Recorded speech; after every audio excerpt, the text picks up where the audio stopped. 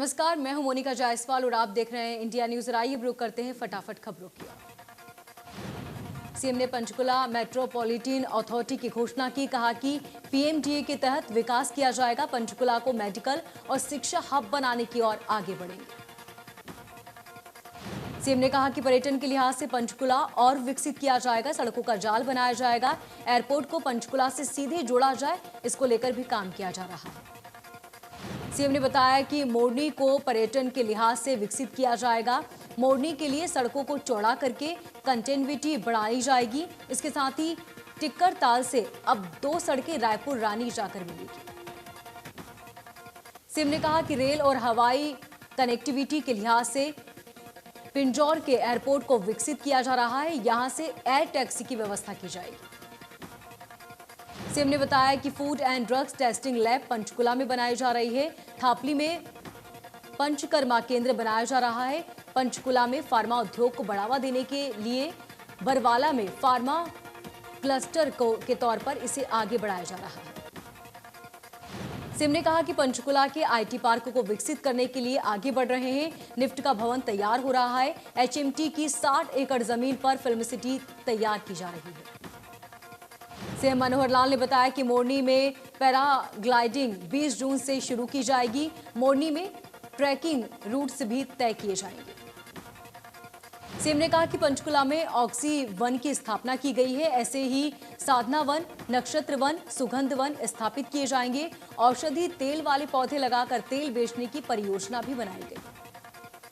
CM ने कहा कि पंचकुला में टूरिज्म केंद्र बनाए जाएंगे। इसमें करीब 60 कमरे होने चाहिए ताकि आगे ट्रैकिंग या घूमने जाने वाले लोग यहां पर रुक सके। Mountain train, mountain biking, hot air balloon जैसे प्रोजेक्ट भी सामने आए। मुख्यमंत्री मनोहर लाल ने वैक्सीन फ्री देने पर पीएम मोदी का आभार जताया। दीपावली तक सभी गरीब परिवारों को मुफ्त राशन की घोषणा को लेकर भी पीएम का आभार जताया गया। सीएम ने प्रेस कॉन्फ्रेंस कर कहा कि नीति आयोग की 2020 की रिपोर्ट में मोस्ट परफॉर्मिंग स्टेटस में बड़े राज्यों में हरियाणा का नाम प्रथम आया। 15 कैटेगरी में 8 में हरियाणा 65% से ऊपर है। टोहाना में किसानों और प्रशासन के बीच बनी सहमति के बाद किसान नेता मक्खन सिंह को जमानत मिल गई। किसान नेता ने कहा कि अब सभी किसान दिल्ली की तरफ कूच करेंगे और किसानों की आवाज बुलंद करेंगे। किसान नेता ने कहा कि ये किसानों की सबसे बड़ी जीत है। इससे दिल्ली के आंदोलन को मजबूती मिलेगी। वो किसानों से अपील करते हैं कि किसान शांतिपूर्ण तरीके से आंदोलन में हिस्सा लें। भिवानी में कामगार यूनियन ने अपनी मांगों को लेकर बंसीलाल पार्क में इकट्ठा होकर सरकार के खिलाफ नारेबाजी की। डिप्टी सीएम और प्रधानमंत्री के नाम उपायुक्त को ज्ञापन दिया। जिला प्रधान ने कहा कि उम्मीद है कि जल्द से जल्द उनकी मांगी पूरी होगी। अगर सरकार ऐसा नहीं करती तो अगस्त में वो बड़ा आंदोलन करेंगे। गुरुग्राम में निजी अस्पतालों में अलग अलग दाम पर कोरोना वैक्सीन लगाई जा रही है। निजी अस्पतालों में कोविशील्ड 850 से 1000 रुपए तक, तो कोवैक्सीन 1200 से 1400 रुपए तक की लगाई जा रही है। गुरुग्राम के सीएमओ वीरेंद्र यादव ने बताया कि पहले सर्विस चार्ज 250 रुपए था, जो अब 150 हो गया है। जिसके बाद निजी अस्पतालों में कोविशील्ड 780 रुपए में, तो कोवैक्सीन 1150 रुपए में लगाई जाएगी। सीएमओ ने बताया कि हरियाणा के सभी जिलों में वैक्सीन की सप्लाई की जा रही है और जल्द ही 18 से 44 साल की उम्र वालों के लिए वैक्सीन शुरू की जाएगी। कोरोना के मामले कम होने से राहत मिलने लगी तो ब्लैक फंगस के मामले में मुश्किल बढ़ा दी। रोहतक पीजीआई में 227 मरीज ब्लैक फंगस की भर्ती हुए, जिनमें से ब्लैक फंगस से ग्रस्त 127 मरीजों का ऑपरेशन किया जा चुका है। ब्लैक फंगस से पीजीआई में 4 मरीजों की मौत हो चुकी है। प्रदेश में ब्लैक फंगस के मरीजों को लगने वाले टीके की कमी के चलते बीमारी जानलेवा साबित हो रही है। अनलॉक के दौरान सोनीपत रोडवेज डिपो ने अपनी बसों का संचालन एक बार फिर से शुरू कर दिया। दिल्ली के हर 1 घंटे में बसों का संचालन किया जा रहा है। लंबे रूटों पर 50% सवारी बैठाने की अनुमति। सोनीपत से दिल्ली समेत काफी रूट्स कोरोना के चलते बंद किए गए थे, लेकिन अनलॉक शुरू होते ही रोडवेज विभाग ने दिल्ली रूट पर बसों की संख्या बढ़ा दी है ताकि यात्रियों को परेशानी न हो। कोरोना नियमों का गुरुग्राम में जमकर उल्लंघन किया जा रहा है। सदर बाजार में लेफ्ट और राइट दोनों साइड की ज्यादातर दुकानें खुली नजर आई और भीड़ भी उमड़ी। बल्लभगढ़ में मेन बाजार खुलते ही लोगों की भीड़ देखने को मिली। दुकानों पर खरीदारी करने वाले ग्राहक बिना सोशल डिस्टेंसिंग के खरीदारी करते नजर आए। कुछ दुकानों में करीब 8 से 10 लोग एक साथ बैठे नजर आए। फरीदाबाद में एडिशनल चीफ सेक्रेटरी ने नगर निगम और स्मार्ट सिटी परियोजना से जुड़े अधिकारियों की बैठक ली। बैठक में नगर निगम अधिकारियों से तीसरी लहर को लेकर चर्चा की गई। गुरुग्राम में नवनियुक्त निगम कमिश्नर मुकेश कुमार आहूजा ने संभाला पदभार। नगर निगम के चारों जोन के जॉइंट कमिश्नरों ने बैठक की कई अहम मुद्दों पर बातचीत की। नूंह में नए उपायुक्त शक्ति सिंह ने पदभार संभाला। इससे पहले उपायुक्त शक्ति सिंह हरियाणा राज्य शुगर फेडरेशन के एमडी के पद पर कार्यरत थे। नवनियुक्त डीसी ने कहा कि जिले में आमजन से जुड़ी समस्याओं का तुरंत निराकरण हो, इसके लिए तेजी से प्रयास रहेगा। बाकी समस्याओं को लेकर फीडबैक लिया जाएगा और उसके बाद उसका निदान करने की कोशिश रहेगी। जिला उपायुक्त ने केंद्र और प्रदेश सरकार की कल्याणकारी योजनाओं की समीक्षा की और अधिकारियों से कहा कि हमारा मुख्य लक्ष्य यही रहना चाहिए कि गांव के अंतिम व्यक्ति तक योजनाओं का लाभ पहुंच सके। भिवानी में सीएम फ्लाइंग ने ताबड़तोड़ छापेमार कार्रवाई की। इस दौरान टीम ने पनीर और तेल की सैंपलिंग की। कार्रवाई के दौरान टीम ने नमकीन बनाने वाली फैक्ट्री में सफाई न होने पर नाराजगी जाहिर की। भिवानी पहुंचने पर बाबा रामदेव का विरोध किया गया। किसानों और आईएमए ने रामदेव का विरोध किया और काले झंडे दिखाए। कोरोना नेगेटिव रिपोर्ट आने के बाद राम रहीम का रूम बदला गया। राम रहीम के अटेंडेंट के पास भी रद्द हुए। मेदांता में अब सजायाफ्ता कैदी को अटेंडेंट की सुविधा नहीं मिलेगी। कोरोना नेगेटिव होते ही गुरनाम राम रहीम नॉर्मल रूम में शिफ्ट हो गए। राम रहीम को पेट में दर्द की शिकायत के बाद रोहतक की सुनारिया जेल में गुरुग्राम के मेदांता में एडमिट कराया गया था। महम चौबीसी के गांव खरकड़ा में ग्रामीणों ने मोबाइल टावर लगाने का विरोध किया। टावर लगाने की जगह ग्रामीण पहुंचे और नाराजगी जताई। कहा कि टावर को गांव की बस्ती से बाहर प्लांटों या फिर खेतों में लगाया जाए। ग्रामीणों का कहना है कि मोबाइल टावरों से गांव में बीमारियां फैलती है, जिससे पशु पक्षी और लोगों को खतरा हो सकता है।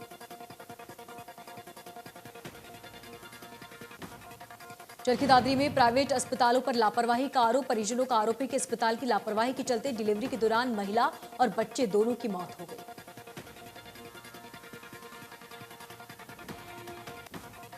मामले में पुलिस ने अस्पताल संचालिका पर केस दर्ज कर लिया है। शव को पोस्टमार्टम के लिए सिविल अस्पताल में रखवाया गया। परिजनों ने डॉक्टर्स की गिरफ्तारी होने तक पोस्टमार्टम नहीं होने की बात कही।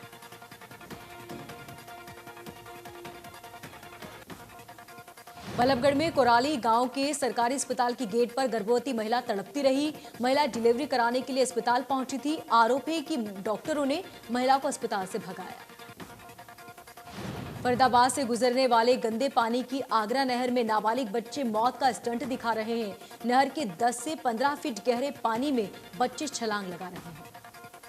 बच्चों का कहना है कि उनके घरों में पानी नहीं आता। पीने के लिए भी उन्हें दूर से ट्यूबवेल से पानी लाना पड़ता है, इसलिए वो गर्मी में इस गंदे पानी में नहाते हैं। अंबाला में आंगनबाड़ी वर्कर्स और हेल्पर यूनियन के मेंबर्स ने अपनी मांगों को लेकर डीसी ऑफिस के बाहर प्रदर्शन किया और सरकार के खिलाफ जमकर नारेबाजी की। आंगनबाड़ी वर्कर्स ने कहा कि सरकार लगातार उनकी मांगों को नजरअंदाज कर रही है। सरकार द्वारा उन्हें पोषण ऐप चलाने के लिए दबाव बनाया जा रहा है, लेकिन न तो उनके पास स्मार्टफोन है और न ही ऐप चलाने का तजुर्बा। यूनियन के नेताओं ने डीसी के माध्यम से सरकार के नाम ज्ञापन सौंपकर मांग उठाई कि कर्मचारियों को स्मार्टफोन, डाटा और ट्रेनिंग दी जाए, ताकि आंगनबाड़ी वर्कर्स सरकार द्वारा दी जा रही पॉलिसी के अनुसार काम कर सके। करनाल में चीनी मिल के नवीनीकरण और विस्तारीकरण पर खर्च हुए करीब 270 करोड़ रुपए 130 गांवों के किसानों को मिलेगा सीधा लाभ। नए मिल के बनने से आसपास के करीब 130 गांवों के किसानों को सीधा लाभ पहुंचेगा और चालू गन्ना पिराई सीजन के दौरान नए मिल से गन्ने की पिराई का कार्य पूरा किया जाएगा। प्रदेश भर में कोविड के चलते HIV टेस्टिंग में काफी अंतर आया है। जहां प्रदेश में कोविड से पहले साल में करीब 14 लाख टेस्टिंग हुई थी, लेकिन कोविड के दौरान हरियाणा में आंकड़ों में कमी आई।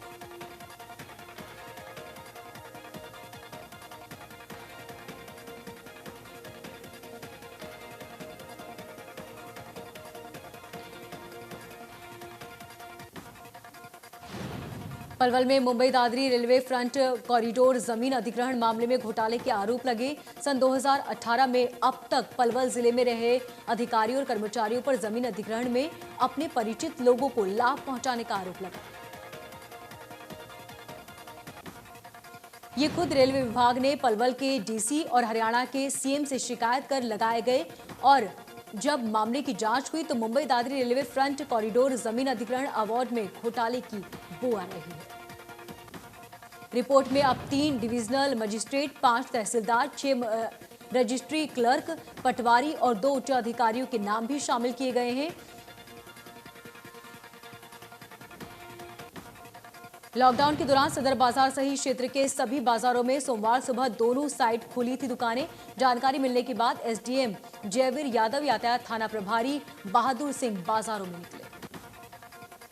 दुकानदारों को समझाया गया कि लेफ्ट साइड की दुकानें खुलेंगी और मंगलवार को राइट साइड की दुकानें खुलने की बारी है। प्रशासन द्वारा पिछले सप्ताह दुकानें खोलने के जो नियम बनाए गए वो लागू रहेंगे। गोहाना ब्लॉक की भी सभी आशा वर्कर्स ने नागरिक अस्पताल में इकट्ठा होकर सरकार के खिलाफ रोष और प्रदर्शन करते हुए सरकार के खिलाफ नारेबाजी की। आशा वर्कर्स ने 2 घंटे के सांकेतिक धरना देते हुए अपनी मांगों में कहा कि वो अपने फोनों में किसी भी कीमत में MTM शील्ड X360 ऐप को डाउनलोड नहीं करेंगे। रोहतक में राज्य स्तरीय बॉक्सर रह चुके और मॉडल के तेजधार हथियारों से हत्या कर दी गई। दरअसल युवती के साथ कई युवक छेड़छाड़ कर रहे थे, लेकिन इन युवकों का विरोध करने पर 2 पक्षों के बीच मारपीट हुई। बीच बचाव करने आए कामेश पर एक युवक ने तेजधार हथियारों से वार कर दिया। परिजनों ने कामेश को गंभीर हालत में पीजीआई में भर्ती करवाया, जहां उपचार के दौरान उनकी मौत हो गई। हत्या की वारदात सीसीटीवी में कैद हुई। सीसीटीवी फुटेज में साफ देखा जा सकता है कि किस तरीके से कई लोग मिलकर कामेश के साथ मारपीट कर रहे थे और एक युवक चाकू से कई बार वार करता रहा।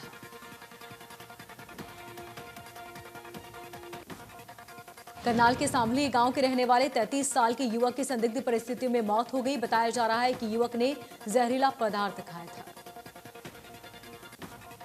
मौत की खबर मिलने के बाद पुलिस ने शव पोस्टमार्टम के लिए भिजवाया। बताया जा रहा है कि युवक FCI में नौकरी करता था।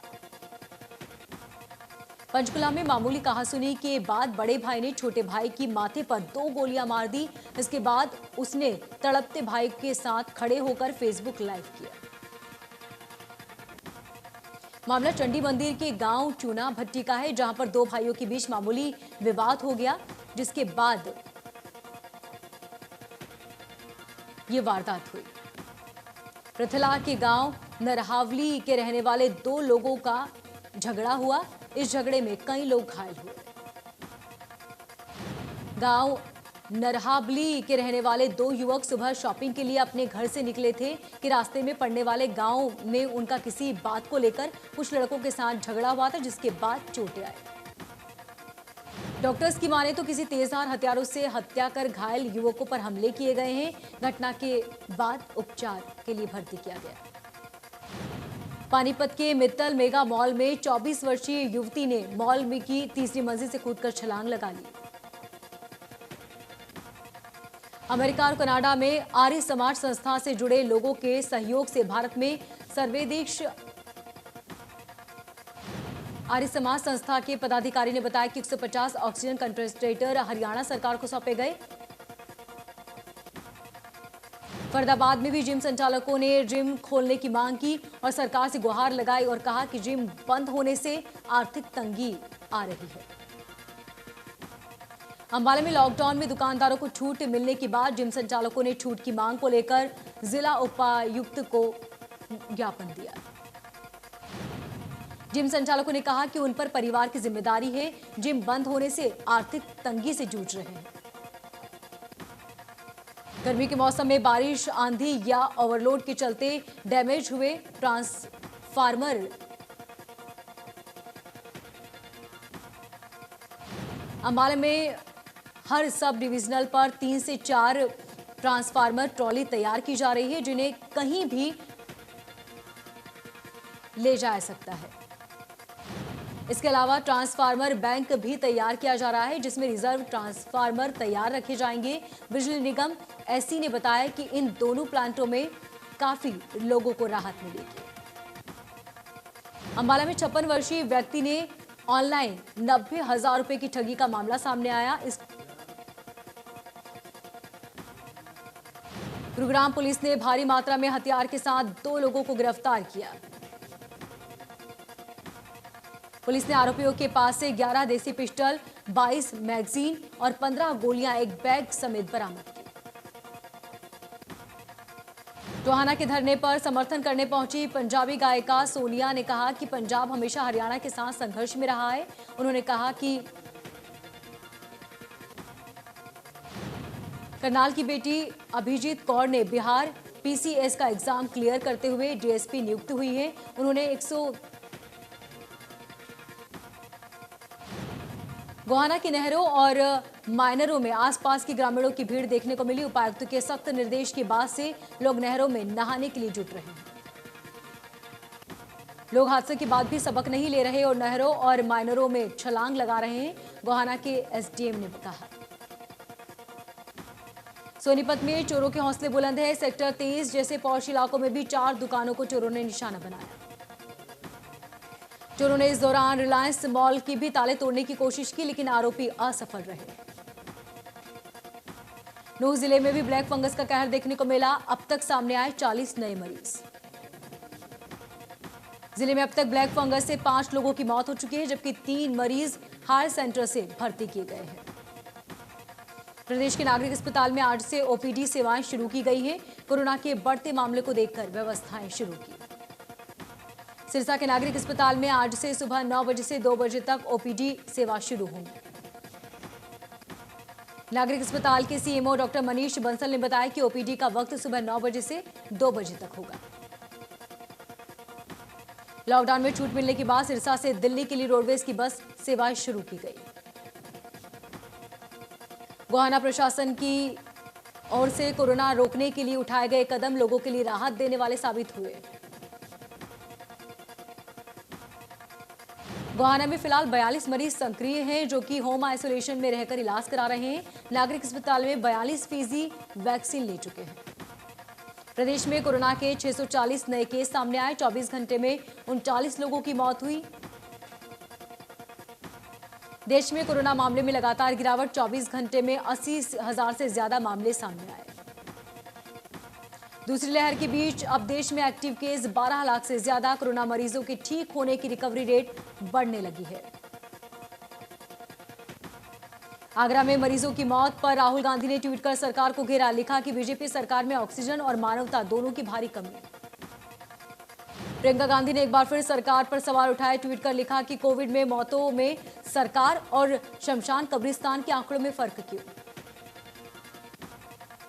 महाराष्ट्र में कोरोना के केस लगातार कम हो रहे हैं। एक दिन में महाराष्ट्र में कोरोना से 10,219 नए मरीज मिले। दिल्ली में 24 घंटे में 213 से ज्यादा केस मिले। 36 मरीजों ने दम तोड़ा। दिल्ली में एक्टिव मरीजों की संख्या अब भी गायब। यूपी में कोरोना संक्रमण की दूसरी लहर कमजोर होती नजर आ रही है, जिसे देखते हुए प्रदेश के सभी 75 जिलों में कोरोना कर्फ्यू से मुक्त करा दिया गया।